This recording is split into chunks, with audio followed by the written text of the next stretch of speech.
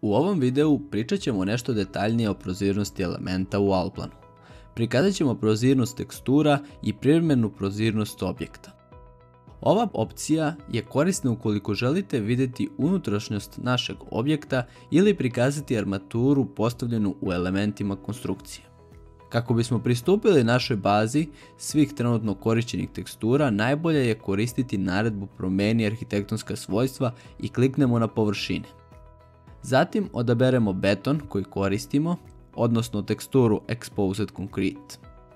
Ako se približimo gornjem desnom uglu svake teksture, dobit ćemo ikonu olovke na kojoj postavljamo njena svojstva. U našem slučaju postavit ćemo prozirnost negdje između 70 i 90% i kliknuti na u redu. Nakon što smo promenili teksturu, svi elementi koji je koriste će se automatski ažurirati. Kako naša ploča ima drugu teksturu, potrebno je sada odabrati elemente koje želimo dodeliti definisana svojstva. Odabrat ćemo ploču i kliknut ćemo na primjeni.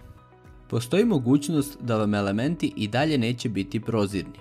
Razlog tome su postavke za stilove senčenja i efekte osvjetljenja koje zavise od grafičke kartice.